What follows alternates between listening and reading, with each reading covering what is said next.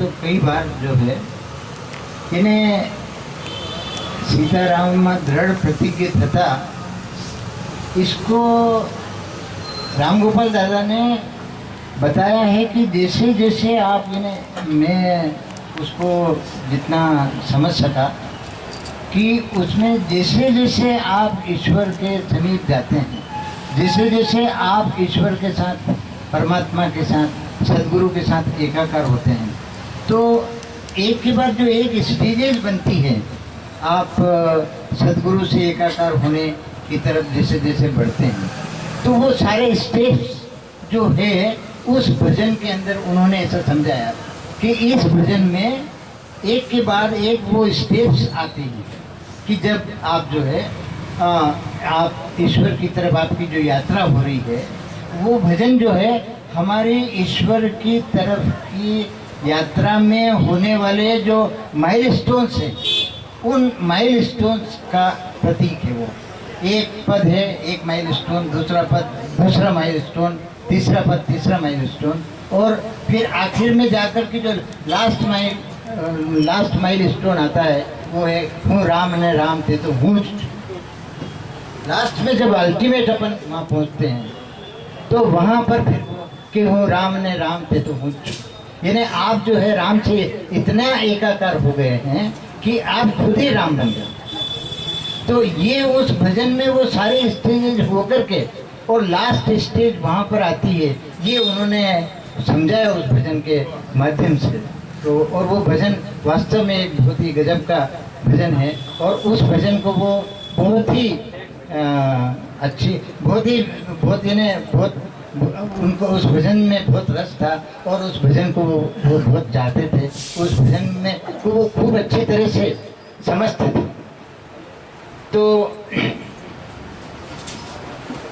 राम गोपाल दादा तो इस प्रकार के, क्या अब उनके बारे में यानी क्या है कि जो ईश्वर से जो एकाकार भक्त होते हैं, उनकी जो बहुत उच्च कोटि के होते हैं वो, और उनके बारे में अपन ज़्यादा कुछ कहने सुनने की शक्ति अपने के अंदर नहीं होती, लेकिन कई बातें उन्होंने उनके मुंह से इस प्रकार की निकलती थी कि वो आगे जा कर के हमारे जीवन में आती है, और हमको कह रहे दादा ने ये कहा था ये बात, अरे कि ये जब आती, बहुत वर्षों बाद जब आती है वो चीज़, अरे कि हाँ दादा ने ऐसा कहा था, अरे कि हाँ दादा ने ऐसा कहा, ये चीज़ हमारे को महसूस हो।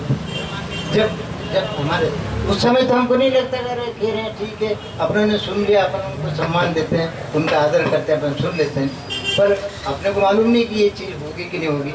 लेकिन जब जीवन में घटित होती है तब अपने को समझ में आता है कि हाँ अरे यार दादा ने बिल्कुल इस बात को कहा।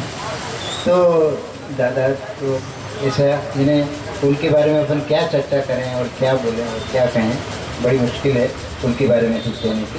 लेकिन हम जब उनके संपर्क में आए तो हमें कई इस प्रकार की अनुभूतियाँ, कई इस प्रकार के अनुभव हुए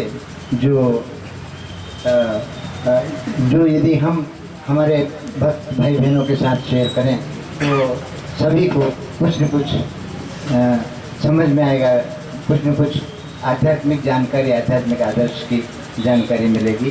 तो अब मैं डॉक्टर साहब, डॉक्टर सुनील बाहेती साहब से अनुरोध करता हूँ। बहुत छुपे हुए रुस्तम हैं, क्या बच्चे जैसे व्यवहार करते हैं लेकिन है बहुत बूढ़े, क्या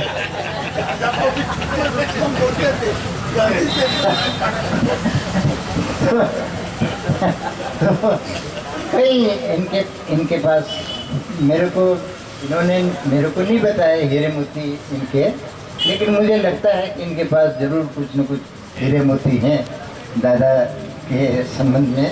तो मैं चाहूँगा कि डॉक्टर साहब हमारे साथ वो सारी बातें शेयर करें। आज दिल खोल करके, बगैर किसी कंजूसी के और बगैर किसी लाग लपेट के सारी बातें आप शेयर करें, इस अनुरोध के साथ में डॉक्टर को माइक देता हूँ। आदरणीय आदरणीय परम सत्य दादा को प्रणाम। जय भगवान।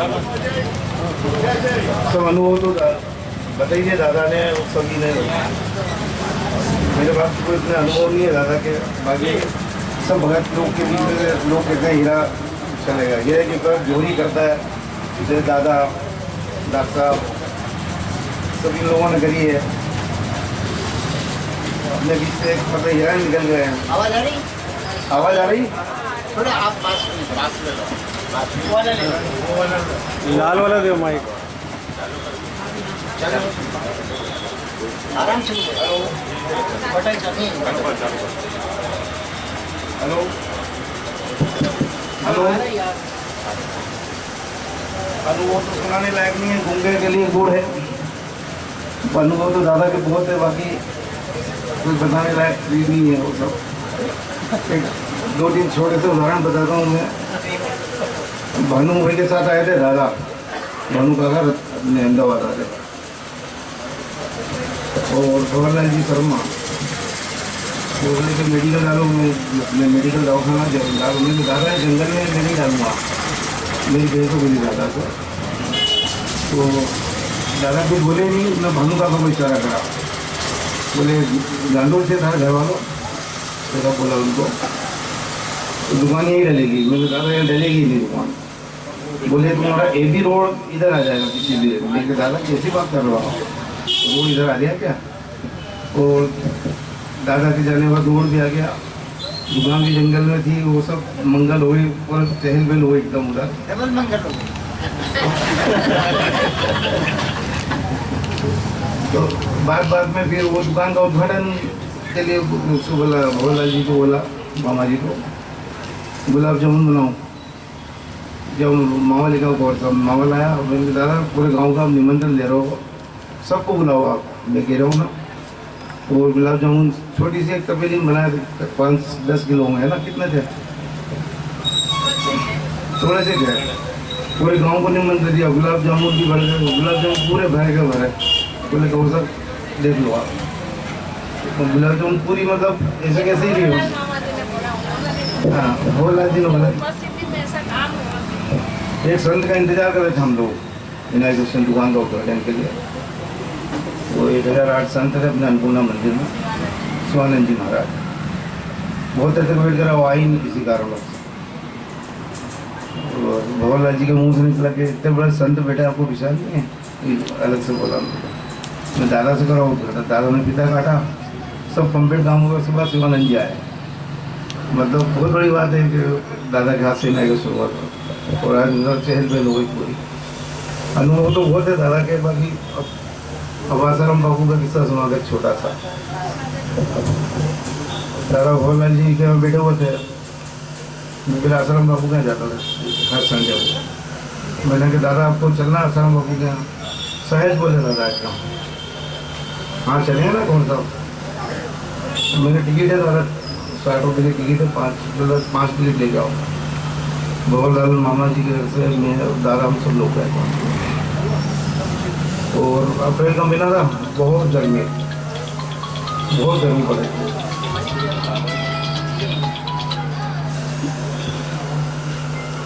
तो वहाँ ट्रेन लगा, लेडीज़ का अलग, जेंट्स का अलग। लेडीज़ से जेंट्स को बात नहीं करना था बहुत। जब आश्रम बाबू बहुत पावरफुल थे, किसी से मतलब दादा बहुत बड़े परीक्षक थे। वो सब बात मालूम पड़ा, बहुत बड़े परीक्षक थे। बोले आपने गुरु बनाया, चलो इनसे बात करके बताओ।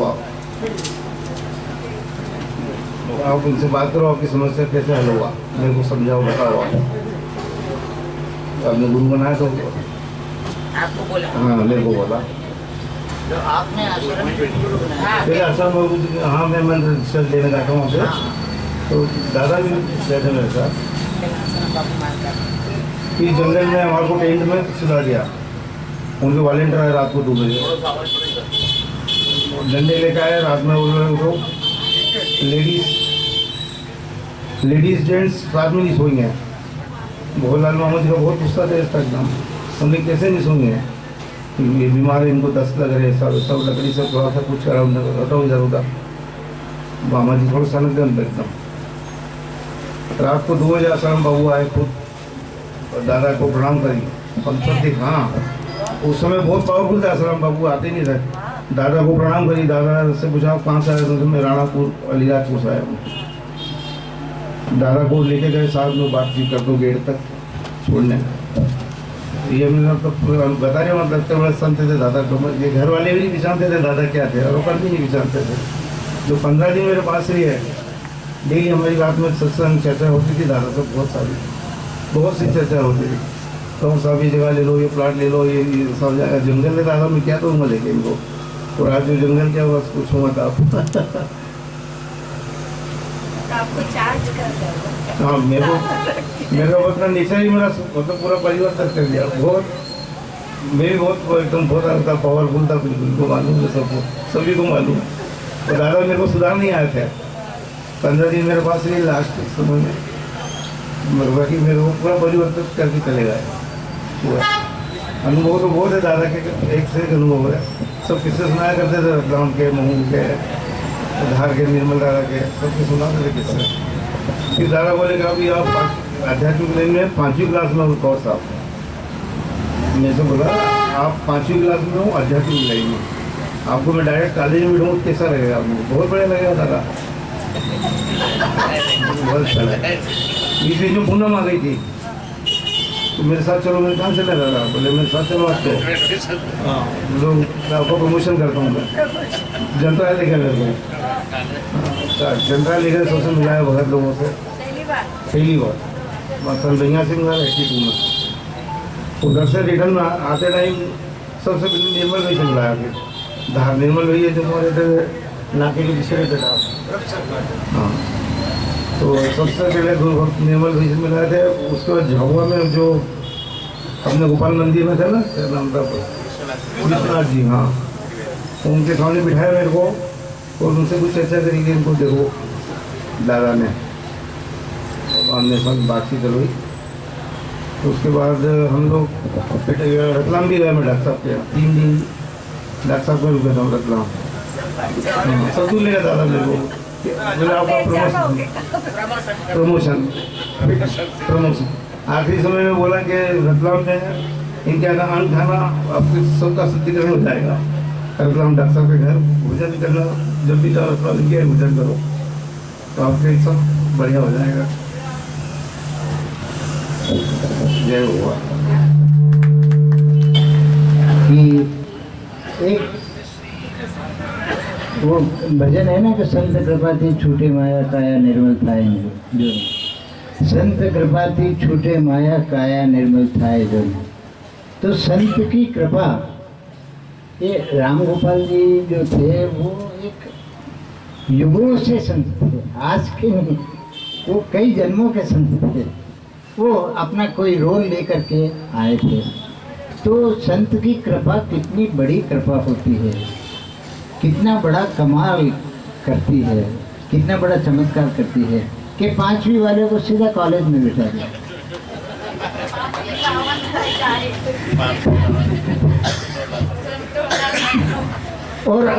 और वास्तव में आप जब हम बात करते हैं डॉक्टर साहब से, तो कई बार लगता है कि यार डॉक्टर साहब है तो कुछ न कुछ बहुत गहरी चीज़ है क्या? ये नहीं, हमको ऐसा नहीं लगता कि स्कूल का लड़का है, हमको लगता है कि तो कॉलेज का, यूनिवर्सिटी का स्टूडेंट। और हकीकत में मैं बताऊं आपको, थोड़ा सा 1 सेकंड का समय लूँगा आपका, कि बाबूजी घनश्याम प्रभु ने एक भक्त को फरमाया था कि जो ऋषिकुल है, मतलब वो ऋषिकुल के जो भक्त हैं, गांधी सेठ हुए, अपने राम गोपाल जी हुए, डाया भाई हुए, मोटा भाई हुए, ये बहुत उच्च कोटि के। तो इसका प्रमाण स्वयं घनश्याम प्रभु ने दिया।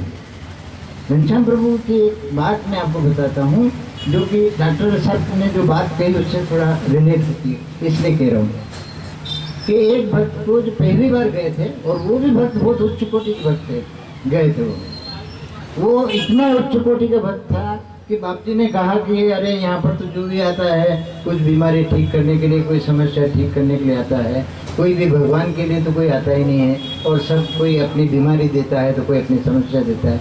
तो सबकी बीमारियाँ ले करके मैं गए 6 महीने से, गए 6 वर्ष से मैं डायबिटीज से पीड़ित हूँ, और 6 महीने से मैं सोया नहीं हूँ, और एक ककड़ा रोटी खा करके जिंदा है। ये सदगुरु के वचन, सदगुरु ने खुद फरमाया। उस भक्त को घनश्याम प्रभु ने कहा, जब उस भक्त ने कहा कि हमको तो सर प्रभु आपसे कोई समस्या हल नहीं करवाना है, कोई दुख हम आपको नहीं देना चाहते हैं, कोई बीमारी नहीं देना चाहते हैं, हम तो सिर्फ आपकी मदद से, आपके मार्गदर्शन से परमात्मा को प्राप्त करना चाहते हैं। और ये तो हम चाहते हैं कि हम आपकी मदद से, आपके मार्गदर्शन से परमात्मा को प्राप्त करें, ये तो हम चाहते हैं।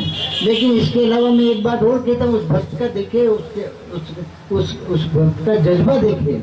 उसने कहा कि हम हमारा दुख तो आपको देना ही नहीं चाहते हैं, हाँ यदि आपका कोई दुख हो और हम ले सकते हैं तो वो आप हमें दें। अब कितना गजब उस भक्त की कितना बड़ा जज्बा होगा कि वो सदगुरु को कह रहा है कि आपकी कुछ तकलीफ हो तो हमें दे दीजिए, हम उसको ले लेंगे, हम आपको कोई तकलीफ नहीं देना चाहते। तो ऋषिकुल में ऐसे हीरे मोती हैं। तो बाप जी की बात मैं कर रहा था कि बाप जी ने फरमाया उसी भक्त को, फिर बाप जी थोड़े प्रसन्न हुए, काफ़ी देर तक तो टालते रहे, उनको कुछ ध्यान नहीं दिया भगवान ने। लेकिन फिर मातेश्वरी ने थोड़ा रिकमेंड किया कि एमनी बात सांभरो ने सुखे से। जब मातेश्वरी ने रिकमेंड किया तो फिर बाप जी ने उनसे बात की। तो उस बात में, उस सत्संग में घनश्याम प्रभु ने फरमाया था कि भाई અહીંયા સેલેટ અને પેનની પઢાઈ નથી, હા અહીંયા પટ્ટી બેનની પઢાઈ નથી, અહીં તો ઊંચી कॉलेजની यूनिवर्सिटीની पढ़ाई છે। ये मतलब तो ऋषिकुल का जो स्टैंडर्ड है वो कितना ऊंचा स्टैंडर्ड है, कितना ऊंचा है वो, ये इनका अनुभव भी। अब जैसे ये आपने रामगोपाल दादा बाप जी से बहुत क्लोज रहे, और जो बाप जी ने कहा वो उन्होंने करके बताया। जो बाप जी ने फरमाया, जो बाप जी के वचन थे, उन वचनों को उन्होंने सत्य करके डॉक्टर साहब के केस में बताया। तो ये कितनी बड़ी बात है। तो अब अपन कितना, आप सब लोगों को मुझे लग रहा है कि बहुत आनंद आ रहा है, और आपको ये भी लग रहा होगा कि साक्षात दादा कहीं सूक्ष्म उपस्थिति से ये सब बातें सुन रहे हैं। तो आप बिल्कुल ध्यान से सुनिए, बहुत आनंद आएगा, बहुत अच्छा लगेगा, दादा को भी बहुत अच्छा लगेगा कि देखो हमारे जो भाई बहन हैं वो सदगुरु की चर्चा कर रहे हैं, अध्यात्म की चर्चा कर रहे हैं, सत्संग की चर्चा कर रहे हैं। उनको भी इस बात का बहुत था कि अरे अपन कहाँ तक ये सब करते रहेंगे, अपन तो भगवान की तरफ चलो, भगवान की तरफ यात्रा करो। ये बार बार वो कहते थे कि अब ये तो सब चलता रहता है, ये तो होता रहता है, अपने को भगवान की तरफ यात्रा करने की तरफ ध्यान देना चाहिए। इस बात को वो काफ़ी कहते थे। तो अब मैं अपने बावड़ी के रमेश भाई जायसवाल को आमंत्रित करता हूँ, वो है कि नहीं यहाँ पर? हाँ, तो वे अपने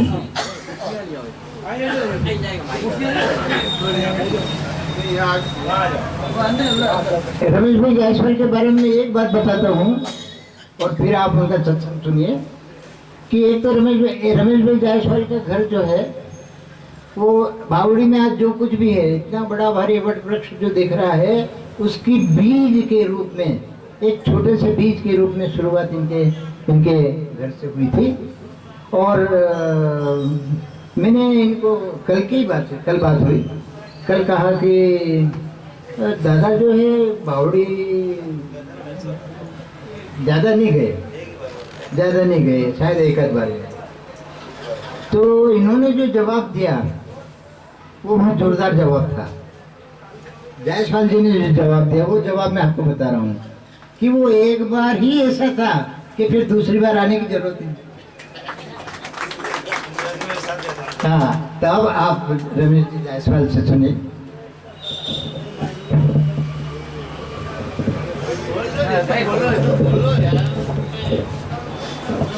आनंद की गंगा में नहाओ।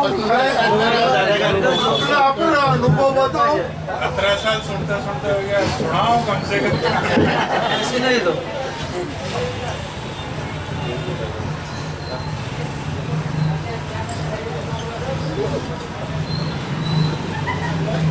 दादा का मेरा पुण्यासी दादा से मेरा पहली बार पुण्यासी में मिलन हुआ था।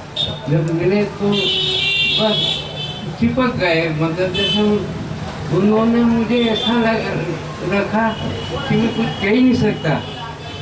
दादा के साथ जो पल बीते मेरे वो बहुत ही अनमोल है, बहुत ही अनमोल।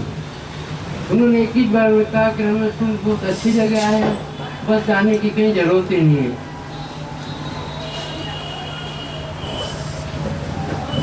मैं ज़्यादा नहीं बोल सकता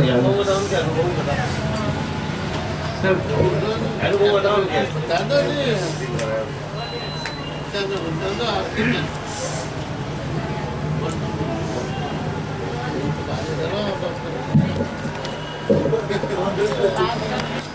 दूसरा माइक एक माइक। ऐसा है कि कभी कभी कहने की चीज़ ऐसी होती है कि वो वाणी में नहीं उतारी जा सकती, वाणी का विषय नहीं होती है। ये बात दादा ने मेरे को कही थी। हाँ, इसलिए विषय नहीं है, वाणी का विषय नहीं है। इसलिए रमेश भाई, अब अपन तो उस लेवल से थोड़े नीचे हैं, इसलिए अपन वाणी से बात करते हैं। नहीं, पर आपकी बात बिल्कुल सही है ना। तो वो कभी कभी बात इतनी गहरी होती है कि उसको शब्दों में उतारना बड़ा मुश्किल हो जाता है। ये तो होता ही है। अब मैं आपको एक ऐसे महानुभाव से चर्चा करवाता हूँ जिनका दादा से इतना गहरा ताल्लुक था कि रोज दादा उनके पास जाकर के घंटों बैठते थे, घंटों सत्संग करते थे और खूब उनके सुख में दुख में हर बात में दादा शामिल रहते थे। वो दादा उनके गुरु भी थे, दादा उनके पूज्य भी थे, दादा उनके पिता भी थे और दादा उनके दोस्त भी थे, दादा उनके यार भी थे। ऐसे जगदीश जी कोठारी को मैं आमंत्रित करता हूँ, रमेश भाई कोठारी को मैं आमंत्रित करता हूँ कि वे आए और अपनी बात हमारे सामने रखें। आइए। बस हमारे के सांगते के बाकी कस्तू मना अनुभव नहीं, साची बात कह दो। मैं भाभरा में था, सर्विस करता था। तो हाँ, तो दादा का काम चलता था रोड का, काम वाम से निपट के फिर अपने घर आते थे। घर जो भोजन करना तो भोजन नहीं, तो फिर बच्चे मारे तो मूंगफली का दाना तल दे, रमेश ने चाय पी लेते, बस फिर अपने सो बात कराना। तो एक बार क्या हुआ कि ऐसे बातें करते करते कि रमेश तू हरिराजपुर क्यों नहीं आए?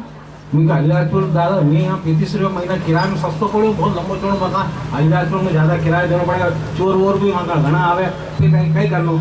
क्या ऐसा कहीं नहीं है, तो हरिराजपुर क्यों नहीं आए? तो भगवान की दया होगा तो आई जाऊँगा मैं। तो ये चर्चा हुई। अब क्या हुआ कि ये चर्चा करते करते दूसरी चर्चा करी हमने रात को, फिर थोड़े एक उसके 4-5 दिन हुए होंगे ना, धार से आर्डर आ गया अलीराजपुर का, आर्डर आ गया मेरा। कहते यार दादा ने क्या कोशिश करी? मैंने तो उन्होंने कैसे क्या, मैं फिर भागा आया अलीराजपुर। मैंने कहा दादा ये मेरा आर्डर आ गया यानी कि आपने जो कहा था, यानी मैं कहीं नहीं कर रही, तो भगवान ही करो वाला है। अब ऐसा कर तू कहीं फिक्र वकर मत कर, थारो सब सामान भी आई जाएगा, सब मकान भी मैं दिले दूंगा। अब मैं मकान क्या साइन भी कर लिया, अपन मकान कहीं नहीं दिला, बस यहाँ ही रहना, रोटी खाना, भोजन करना, नहाना धोना, 8-15 दिन। मैंने कहा दादा ऐसा नहीं चलेगा, ऐसा कहीं चलेगा, मकान दिलावा। तो फिर बहुत ही मैंने तंग किया उनको, तो फिर वो बाबू सेठ के पास गए। बाबू सेठ ने मकान बताया, रमेश को ट्रांसफर हो गया अलीराजपुर। तो फिर बाबू सेठ ने उधर वो अपने अमृतलाल जी का 5 से 60 रुपये महीने में 2 कमरे थे, 2 ने किचन था, वो दिला दिया। अब कहीं करना मैंने मैं थार कहीं नहीं, मैं ट्रक भेज दूंगा इधर, हमारी मक्की जाएगा कट्ठीवाड़ा, तो खाली आएगा तो तू सामान पैक कर रख जाए। और जो उनके साथ मजदूर है उन्हें भोजन करे दीजिए, तो ड्राइवर ने भोजन करे और रात में सामान। तो मैंने ऐसे ही किया और वो सब कर रात को आ गया, सामान तो तैयार ही था, भोजन वोजन को करवाया मजदूरों को, और फिर ड्राइवर को करे सब कराए में हम सो गए, सामान पैक था। सुबह में हम उठे और सामान और यहाँ आके मकान जो लिया तो ऐसा इस प्रकार से एक तो घटना ही है। एक दूसरी घटना दादा की है कि रमेश थाने सिटी के अंदर नौकरी करनी पड़ेगी, पहले से की है सिटी में कहीं करेंगे, यहाँ अच्छो सिटी में कहीं कर मर गया, सरकारी क्वार्टर मिली हो आराम से कहीं के भाड़ो लगेगा कहीं कि नहीं, क्योंकि थाने करना पड़ेगा। अब योग संयोग क्या हुआ कि रतलाम मेरे को जाना पड़ा, दादा की कहीं पहले से उन्होंने कह दी सकते को सिटी में नौकरी करना पड़ेगी। अब वो क्या करा, अपनी बच्ची थी मेहरपुर, तो बेजी नहीं माने, क्योंकि हमको अलीराजपुर बहुत दूर पड़ता है यार, कोठारी जी आपका जब घर का मकान यहाँ है तो यहाँ क्यों ट्रांसफर करवा लेता। मैंने कहा मैं तुम एप्लीकेशन लिखो, मैंने कहा एप्लीकेशन क्या लिखा, मैं नहीं लिखोगी, मैं तो आराम में हूँ अलीराजपुर। मैंने कहा नहीं एप्लीकेशन लिखो, पीछे पड़ गया। तो फिर मैंने लिख के दे दिया। उस वक्त गृह मंत्री थे हिम्मत जी कोठारी, उनकी अच्छी दोस्ती थी हमारे बेजी के लिए, तो उन्होंने दे दी मैंने एप्लीकेशन बस। और जो भी महीने 2 4 6 महीने रहे, 2-3 तो मेरा ट्रांसफर रखना हो गया शायद आयुक्त कार्यालय में आदिवासी पास में।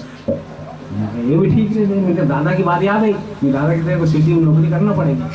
हाँ, और फिर एक दिन दादा आके बैठा मेरे यहाँ कि यार रमेश अब कहीं है, अब मैं जाने वाला हूँ। मैं कहाँ जा रहा हूँ, मैं जोर से बोला, बोला हमको सत्संग कौन कराएगा, अरे हम तो एक से एक मिलेगा, एक से एक मिलेगा। और फिर मिलेगा ना तो तू ऐसा कर, जैसे एक तो निरल वही से संपर्क बनाए रखना, जंतराल जाते रहना, इंदिरा बेन से संपर्क, सरोज बेन से संपर्क बनाए रखना, और रतलाम डॉक्टर साहब से संपर्क जरूर बनाना, तो तेरे को इनके कोई वो नहीं लगेगा। डॉक्टर साहब से बिल्कुल संपर्क, लाल शंकर वही कहा, तो मेरे को वही प्रेम आज तक मिल रहा है लाल शंकर वही कहा से, तो पूरे परिवार से सत्संग भी अच्छा मिल रहा और प्रेम भी मिल रहा।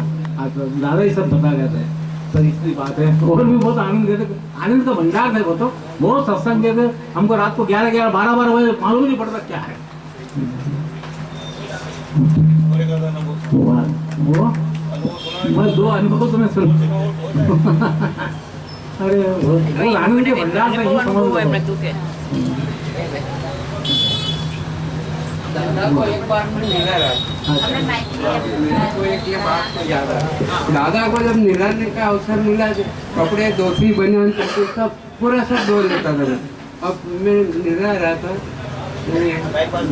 हाँ निला रहा था, तो मुझे ऐसा लगा कि मैं कुछ अच्छा लग रहा था। दादा ने कहा कर ले अभिषेक। जब वो बाथरूम में हम 2 ही थे, कम आधा घंटा हुआ और चर्चा भी चल रही, और मैं एक पानी पर अभिषेक कर रहा। ये मुझे इतना अच्छा लगा कि बस गजब का ये बात कर रहे थे, तो वो अभिषेक का जो मुझे कहा कर ले अभिषेक। एक बार भंवरलाल जी और दादा पूनम के लिए जंतरा जा रहे थे, अब गाड़ी लेट हो गई, बड़े बहुत देर तक बैठे रहे अपना, मेरा क्वार्टर यहीं था बस स्टैंड पे। अब वो उनको बुलाने जो आवे नहीं अभी गाड़ी आई जाएगा। अब गाड़ी आई नहीं, अब मेरी इनकी इच्छा हुई 4 बज गई, 4:30 बज गई, 5 बज गई। अब मैंने कहा कि नहीं, अब इनको भोजन करना ना 2 को, भंवरलाल जी को और दादा को। तो अब कैसे, मैंने मन में संकल्प ले लिया था क्या। फिर मैं बुलाने गया, मैंने कहा दादा गाड़ी वाड़ी तो अभी आएगी नहीं और भोजन बन जाएगा तो जो भी, तो नहीं आ रही गाड़ी आई जाएगा। मैं कहा नहीं आएगी, तो आप चलो सही।